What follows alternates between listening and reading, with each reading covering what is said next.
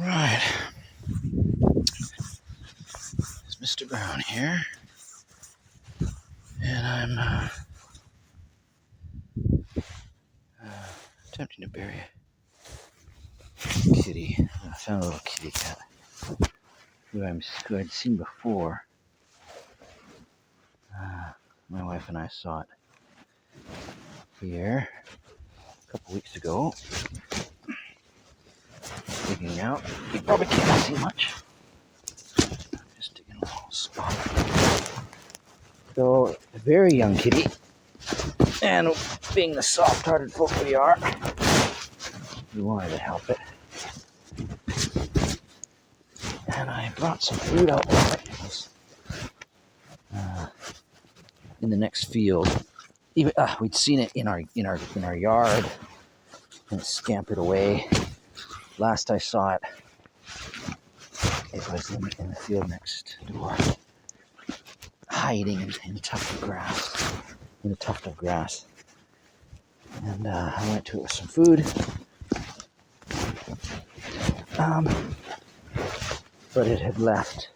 No, that's not true. I left some food, and it was hiding in a tuft of grass. I had some gloves on. Oh, you can't see that. Had some gloves on. Hope you can hear me. This would be a waste of time. Gloves on in case it scratched me or bit me, but so young, it was so timid. I don't know what you can see, but oopsie. Still recording. Fell out of my pocket. Anyway, I've got all kinds of creatures buried in my plot here. So many, I've forgotten where they all are specifically. They're all along this perimeter here. I've got baby bunnies. I think I've got a hedgehog, a couple baby bunnies, or a few. I've got a pheasant.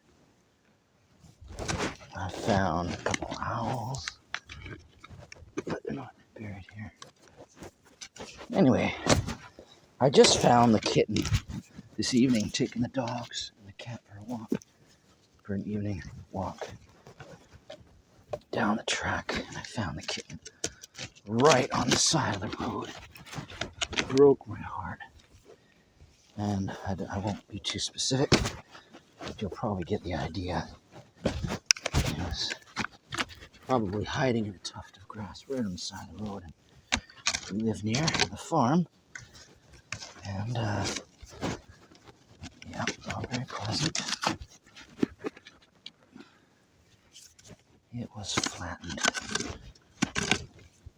Broke my heart. I picked the poor thing up, and I said I tried to help you.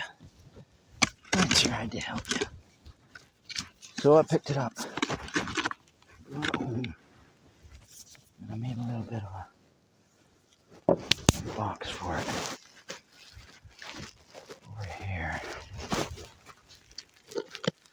as I did with most of the creatures I've got buried here.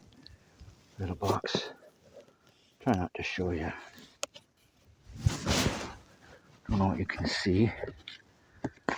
What do you think? It's just a kitten. I hope you don't see too much. That's its head. His body's stuck in there. And he smells. He's been at the side of the road for probably a week, because it smells like he's been. I know what a dead animal smells like.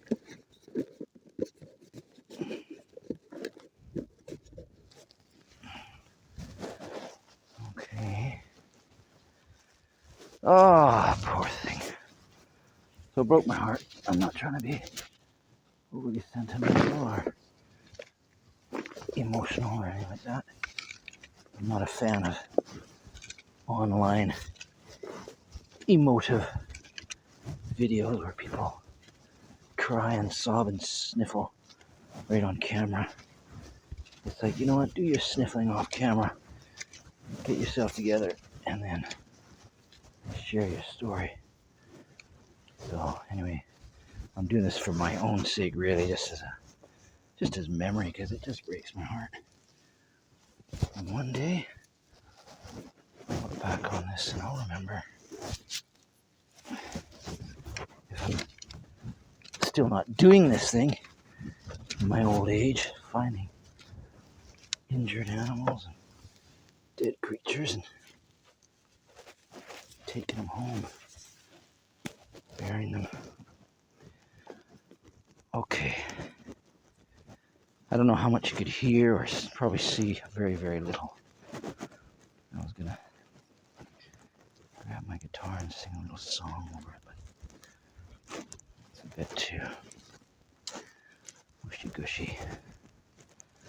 Poor wee thing did not deserve that, but I think there was no pain in its passing. Snuffed out just like that. So cruel, so unfortunate, so unfair.